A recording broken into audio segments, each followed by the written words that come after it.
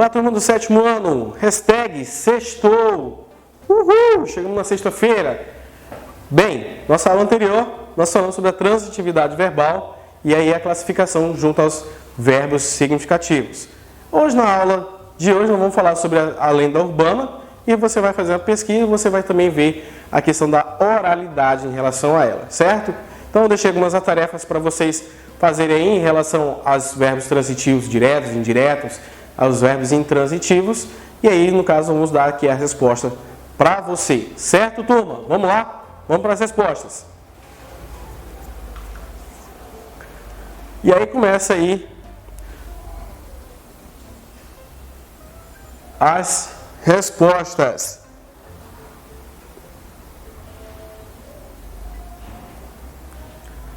No caso aí ele está dizendo, ó, analise os períodos conforme a solicitado a seguir. O primeiro ponto diz assim, grifar os complementos verbais, né, que são os objetos direto e indireto, e, no caso, classificar os verbos transitivos diretos. No caso, ele só não colocou aí o VT, tá? Mas se você puder colocar o V, por favor, embora não esteja aí, mas por favor coloque. E os transitivos indiretos.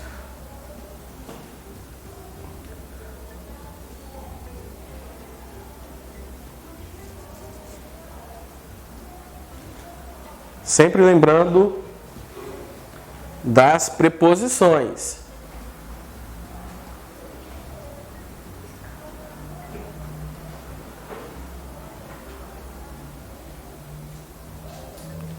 Vamos lá, seguindo.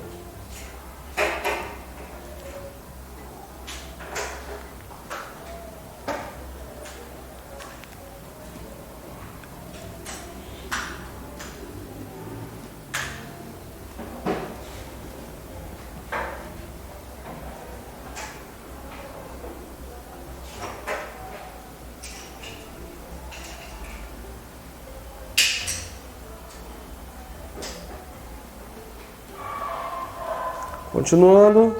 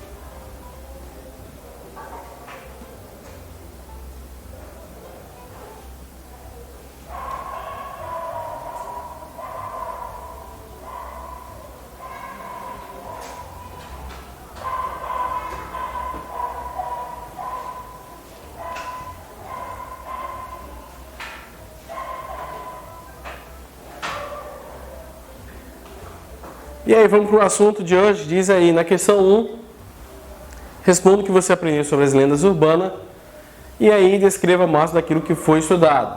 Após a resposta, pesquise com seus familiares. Não é para pesquisar no Google. Você vai perguntar aos seus familiares se já ouviram alguma lenda, no caso, lendas urbanas. Se possível, grave em forma de áudio ou de vídeo e mande para a escola. Após a pesquisa, é sua vez de narrar a história de uma forma com mais emoção possível. Então, no caso, meu pai, minha mãe, seja lá quem, nunca ouviu falar de uma lenda urbana. Talvez se ele não viu, tudo bem, mas por favor, a questão está pedindo para você pesquisar com seus pais ou com alguém que estiver na sua casa. Você já ouviu falar de alguma lenda urbana? Então, professor, tem que ser somente aqui de Porto Velho? Não, de onde a pessoa já passou, já conheceu, certo? Narra, manda, e aí, no caso, eu vou ouvir, e aí eu quero saber como é que foi essa lenda. E aí depois é a sua vez de contar, tá? Nessa primeira parte, talvez ali seus pais possam gravar, você vai ali gravar na voz dos seus pais e me manda, eu vou aqui receber, certo? E aí depois é a sua vez, você vai contar com o máximo de emoção possível, como assim, se é uma parte mais aterrorizante, e aí tal, então você tem que interpretar toda a oralidade ali dessa história, certo? Que está lá na página 55, certo, turma? A mensagem de hoje vem de John Wooden, ex-jogador americano, que diz assim: a vida é melhor para quem fazem o possível para terem o melhor. Então, essa é a mensagem de hoje. Bom final de semana para você. Aproveite, descanse, mas estude, beleza? Um abraço virtual e até a próxima. Tchau, tchau.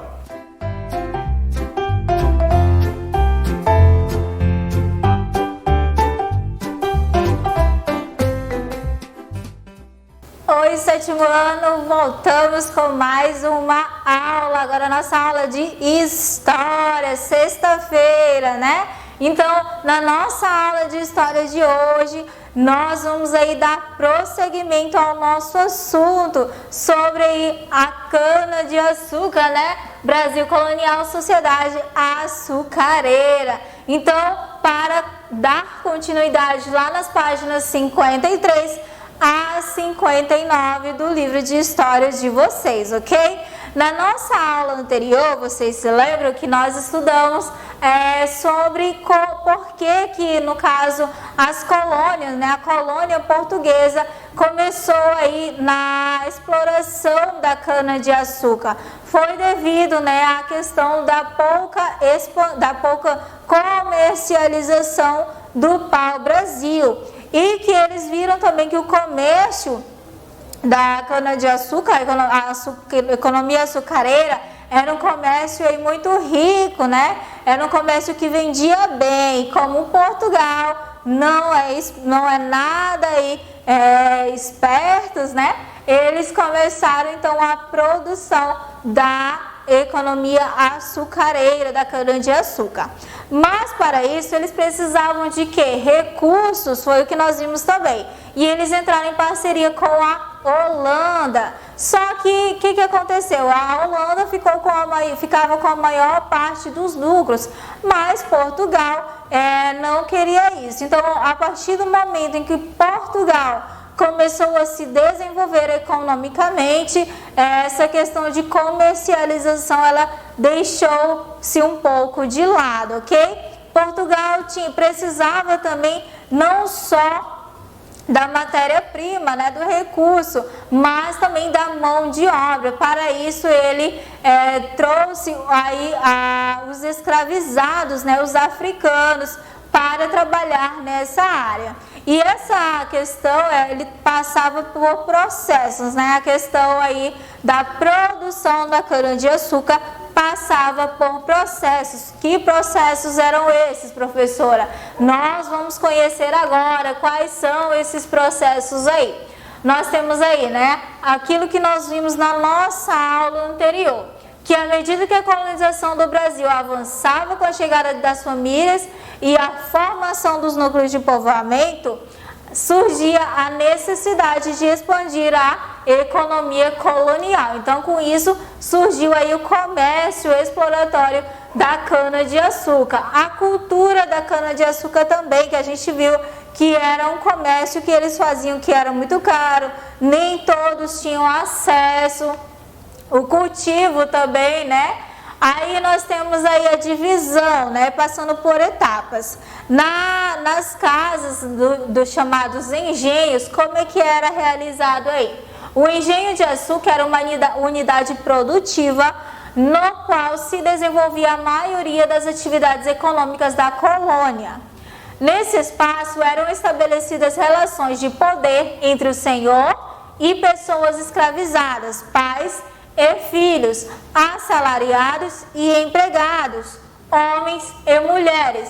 Era uma grande propriedade chamada latifúndio, com economia autossuficiente. O proprietário era chamado de senhor do engenho, então ele era o chefe que estava à frente de toda a produção. Outro também era a casa grande, né? Que estava dividida aí. Mais que uma residência, a casa grande era o centro administrativo e econômico do engenho. Nela viviam o senhor do engenho, sua família e empregados de confiança. Os senhores de engenho eram proprietários de escravizados e chefes de uma pequena milícia militar. Eles ajudavam a financiar as tropas que defendiam aí a costa brasileira e os colonos de ataques indígenas ao senhor, né, no caso.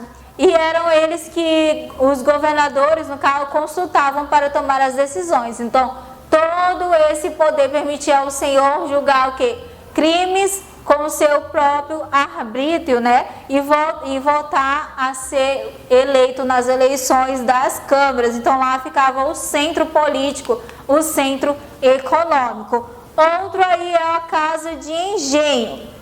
Na casa de engenho é o conjunto de instalações para o preparo do açúcar. Muitas vezes constituía-se de várias construções próximas ou isoladas, então cada uma com uma função. A casa da moenda, a casa das caldeiras, a casa purgar e os galpões formavam a casa do engenho. Na senzala, construída com tijolos, madeiras ou pedras cobertas com palhas ou telhas, a senzala era a habitação para a população escravizadas. Então lá ficavam os escravos que trabalhavam aí no engenho da cana-de-açúcar. Capela. A capela era um local no engenho onde se realizavam as cerimônias religiosas, como casamento, batizado, primeira comunhão, além de cultos diários. Era, portanto, um dos centros de reunião da comunidade. Em muitos engenhos, ali se enterravam os membros falecidos das famílias dos proprietários. Então, olha só como era dividido, né? A questão da colonização aí da cana-de-açúcar, da exploração. Cada um tinha aí a sua função e cada um tinha aonde trabalhar, o seu local de trabalho, certinho? Esse foi o nosso assunto de hoje, viu, meus queridos? E aí, para casa, as páginas 58 e 61 de história. Façam a leitura do livro, não esqueçam da nossa dica. Beijos, bom final de semana, boa sexta e até a próxima.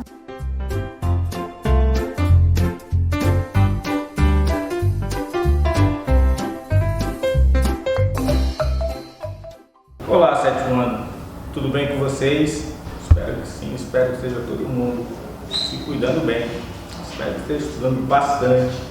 E hoje, aula de empreendedorismo relativa ao dia 11 de setembro, a gente vai ver a história sobre resiliência, a história da vitória. Mas antes, eu vou mostrar para vocês o que significa essa palavra. Essa história eu encontro 10, lá nas páginas 22 e 23 do livro, e lá a gente encontra esse termo aqui, resiliência, que significa propriedade dos corpos que voltam à sua forma original depois de terem sofrido deformação ou choque. Isso daqui em relação à física, né? Nós temos ali, digamos assim, a borracha é muito resiliente, ela torce e volta, uma mola pode ser, ela sofre um impacto e absorve aquele impacto e volta à forma que tinha. Isso é resiliência. O vidro já não tem, se o vidro sofrer um impacto, ele pode quebrar. Aliás, ele até tem um nível de resiliência, ele não tem muita resiliência. No sentido figurado, é a capacidade de quem se adapta às intempéries, alterações ou infortúnios. Ou seja, aquela pessoa que não desiste nunca, né? Aquela pessoa que, independente do problema que teve, ela consegue se levantar, se reerguer e fazer o que tem que ser feito. Também, tendência natural para se recuperar ou superar com facilidade os problemas que aparecem, semelhante ao que eu vinha falando. E de novo, na física, característica mecânica que define a resistência dos choques de materiais. Alguns materiais têm resiliência por sequer se deformar. Exemplo, uma parede não vai se deformar a uma pessoa que precisa escalar ela, por exemplo, uma parede cheia de ganchos, né? Como alguns esportes têm, escalada livre, por exemplo, ou qualquer objeto, qualquer placa, qualquer proteção que a gente use, ela sequer se deforma. Então, a resiliência ela pode estar no que se deforma e volta ao que era, e também pode estar num objeto que sequer se modifica por conta de uma necessidade de uma proteção, tá bom? Então, esse é o termo que é usado nessa história e a gente vai ver agora, acompanhe. Então, a Vitória continua se dedicando muito à prática do piano e está muito empolgada ao ponto da mãe dela achar que ela pode relaxar no aprendizado de inglês. E ela garante à mãe que dá conta das duas atividades. Ela diz: estou planejando ter tempo para fazer tudo isso. A mãe dela fica feliz e percebe na filha uma certa resiliência. Os dois conversam sobre essa palavra que é desconhecida por Vitória. Vitória termina indo buscar saber o que é resiliência. As duas encerram combinando de discutirem mais tarde sobre esse assunto. E, gente, resiliência, a gente já viu o significado da palavra antecipadamente, né? A Vitória está indo procurar um dicionário para saber o que é. Se você quiser ir lá no dicionário ver uma detalhação maior a respeito disso, pode fazer isso. Mas faça junto com isso os exercícios da página 58, que é relativo a essa história. E logo após, entre as páginas 59 e 61, tem um teste de resiliência. Faça o seu, seja bem honesto ao responder e veja o quão resiliente você é. E agora, eu só tenho por agradecer a sua participação e até a próxima aula.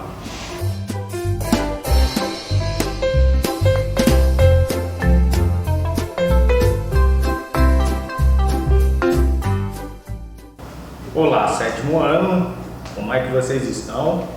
Espero que esteja todo mundo bem, espero que esteja todo mundo conseguindo aprender bastante e com saúde. Gente, hoje, aula relativa ao dia 11 de setembro, aula sobre números racionais e vamos ver problemas envolvendo números racionais.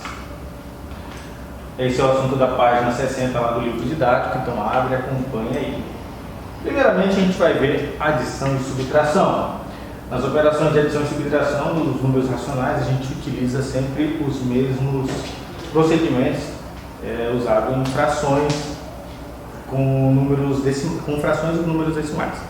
Porque os números racionais eles são frações e são números decimais. Então, sempre que você estiver trabalhando com uma soma ou subtração envolvendo fração, ou uma soma ou subtração envolvendo números decimais, você está trabalhando com racionais. No entanto, a gente precisa considerar os números positivos e negativos, né? Até ano passado, no sexto ano, a gente até trabalhou frações, só que lá nunca tinha essa possibilidade de um valor negativo para a fração. Não podia ser número negativo nem para números inteiros. No entanto, agora a gente conhece os números negativos. Veja essa representação, menos 1/9 mais 5/18. Para executar essa subtração, aliás, essa soma algébrica, né? É uma soma algébrica, como a gente viu lá nos inteiros, nós colocamos a primeira fração com um denominador semelhante ao de baixo. A gente já viu isso, a gente pode dobrar os valores da primeira fração, tanto no numerador quanto no denominador, e elas se igualam.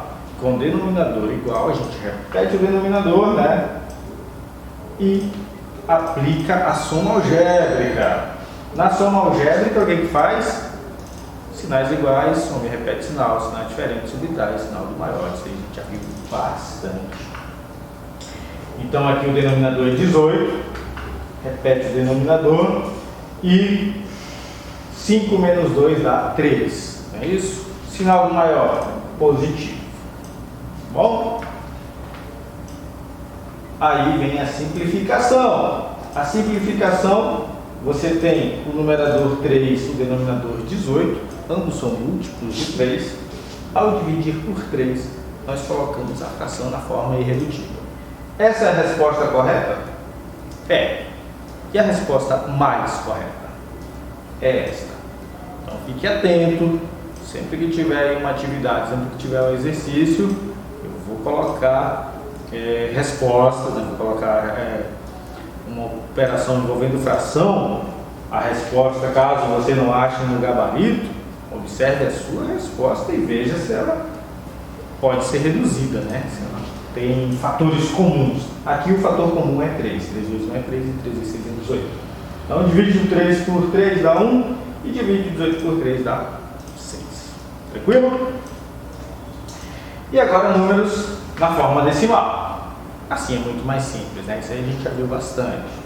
Na forma decimal, a gente tem uma operação dessa forma, escrevemos na forma simplificada, que é tirar do parênteses. Se você tem um positivo do lado de fora, o sinal de dentro é o que vale. Quando tem o sinal negativo fora, dentro, troca o sinal.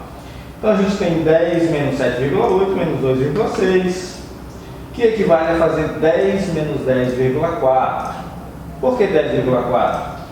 Sinais iguais, soma e conserva o sinal. Ambos são negativos, então sinal de negativo.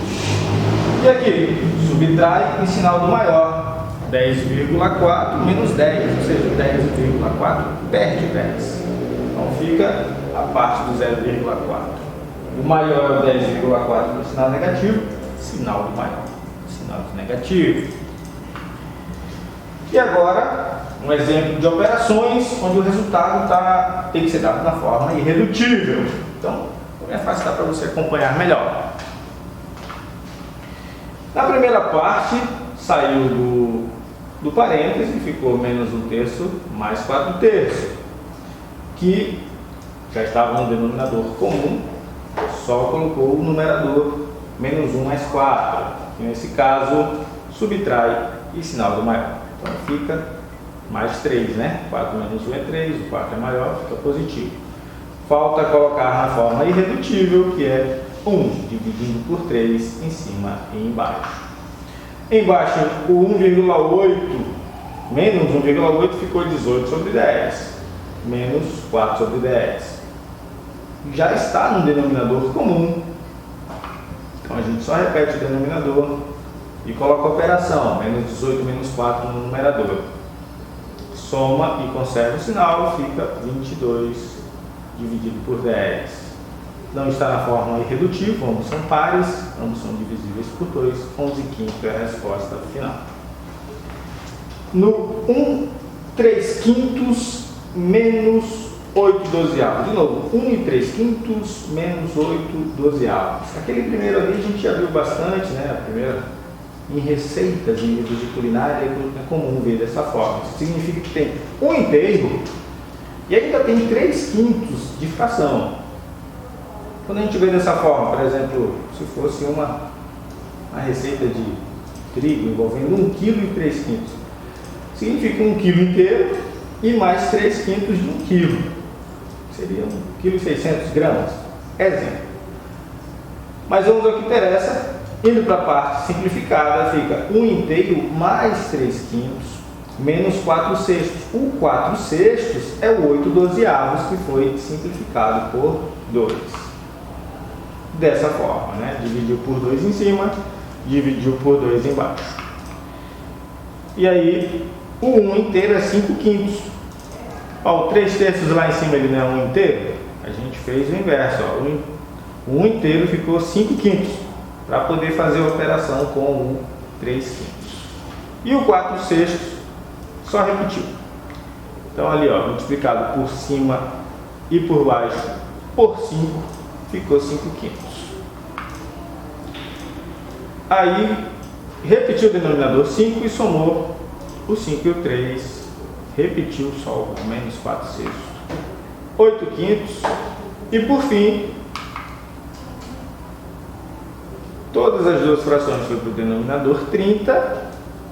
A fração do quinto foi multiplicada por 6 para ficar 30. E a fração do sexto foi multiplicado por 5 para ficar 30. Como foi multiplicado em cima e embaixo, 8 vezes 6 é 48 e 4 vezes 5 é 20. A operação continua com 48 menos 20, agora sobre um denominador comum, que é o 30. E depois 28 sobre 30 é a resposta de 48 menos 20. É possível simplificar? Sim, por 2 e fica 14 quinzeavos. É a resposta desse exemplo. Multiplicação de números racionais. Lá na página 63, analise a situação a seguir. Ana chegou em casa e encontrou 2/3 de um bolo de chocolate sobre a mesa, não resistiu e comeu 1/4 do restante. Que fração do bolo ela comeu? Então, primeiro a gente escreve os termos da expressão 1/4 de 2/3. 1/4, né? 1/4 significa 1/4, D, entenda como multiplicado por 2/3, é o restante do bolo. Ficando dessa forma, 1/4 de 2/3 é 2/12, né? De novo, 1/4 de 2/3, 2/12. Eu multiplico 1 vezes 2 que dá 2, 3 vezes 4 que dá 12. Então o bolo estava lá, restavam 2/3, ela comeu 1/4 de 2/3, comeu 2/12, que simplificando fica 1/6. A gente divide por 2 em cima, divide por 2 embaixo, fica 1/6. É a forma irredutível. E no visual, né, geometricamente, imagine que aqui é o bolo, a parte de baixo é a parte que já não tem, a parte de cima é que tem. No seu livro tem uma imagem semelhante. Na operação, né, 1/4 de 2/3, que é 2/12, no visual fica dessa forma. Note que tem 6 partes sobrando e 6 partes que foram comidas, né? As 6 partes comidas, as 4 de baixo é 1/3 original. Repetindo, as 4 de baixo que foram comidas originalmente é esse 1/3. Essa parte aqui é o 1/4 de 2/3. Se você dividir aqui por 4, ó, vai ficar assim. Se fizer um corte aqui, fica dividido em 4 partes, você só pega uma. Ela é 1/4, essa parte aqui. Tranquilo? Então é 1/4 de quê? De 2/3. O 2/3 é o que está aqui. É o que já tinha. Na fração equivalente, 1/4 de 2/3, que a gente já viu a operação no slide anterior, fica dessa forma. Essas frações são iguais, só que aqui são 2/12, né, que foi subtraído, e aqui 1/6 de tudo, né? Essa é a parte que a moça comeu na história. Ela comeu 1/6 de quê? De todo o bolo. Esse 2/3 não sabemos quem comeu, mas a gente sabe que a pessoa da história comeu essa parte. 1/4, ela comeu 1/4 de 2/3.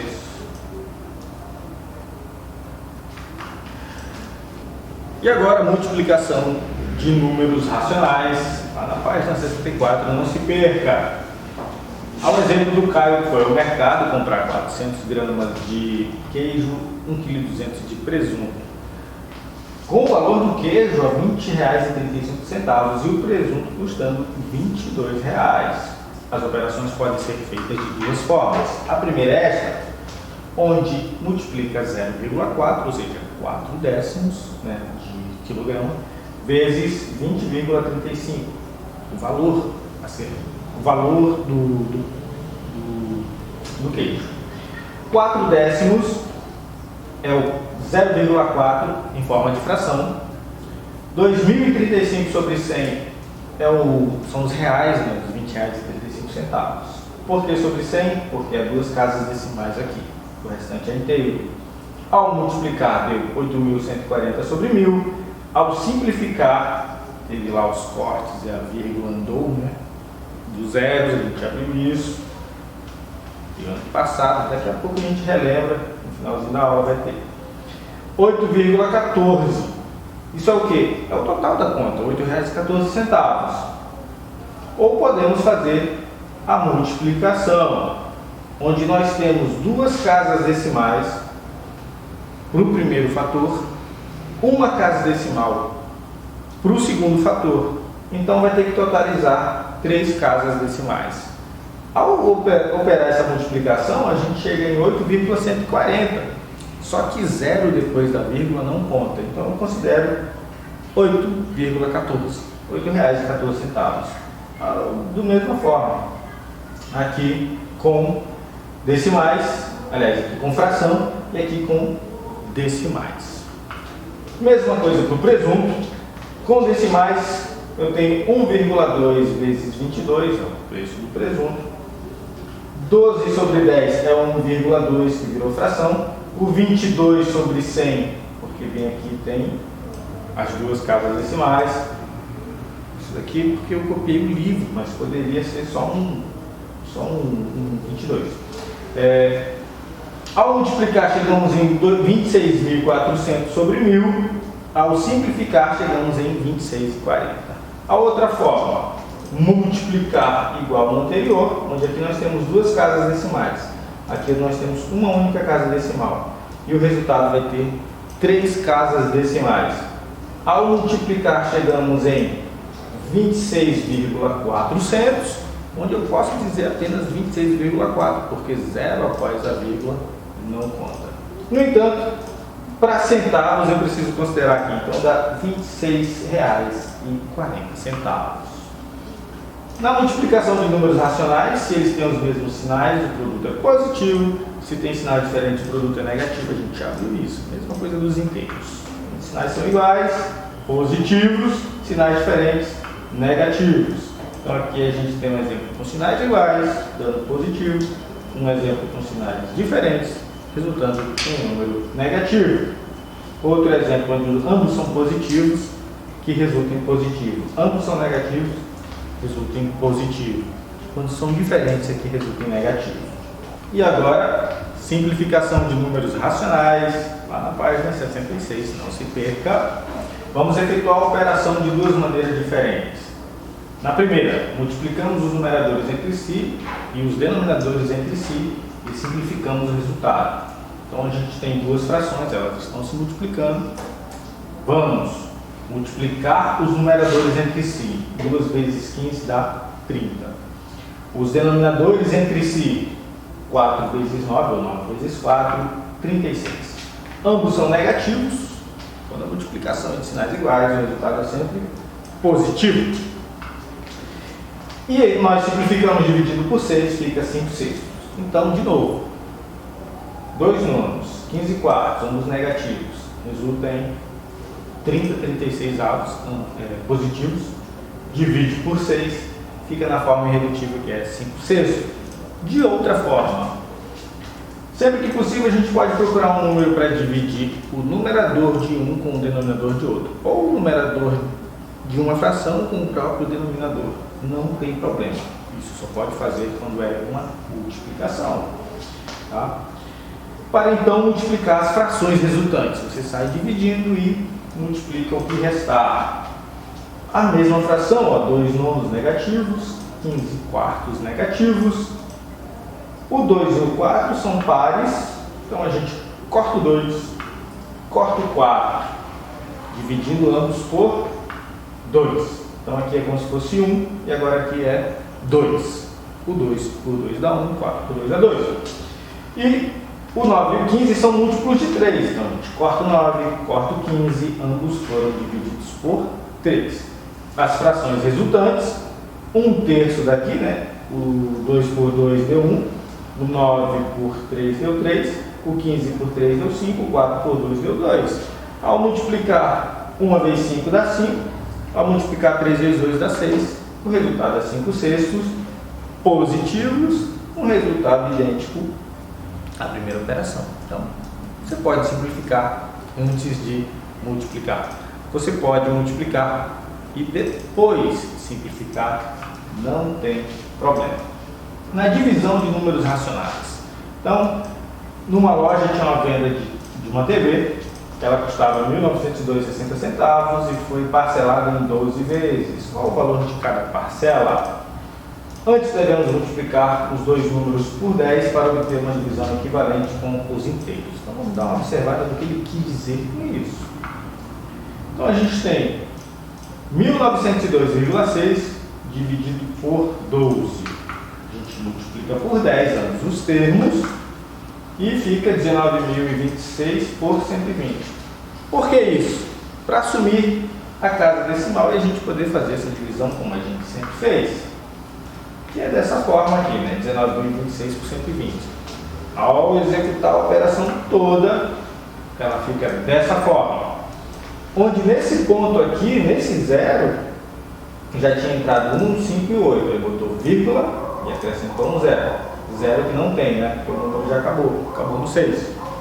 Então, quando você põe uma vírgula, ganha um zero. Vimos isso ano passado.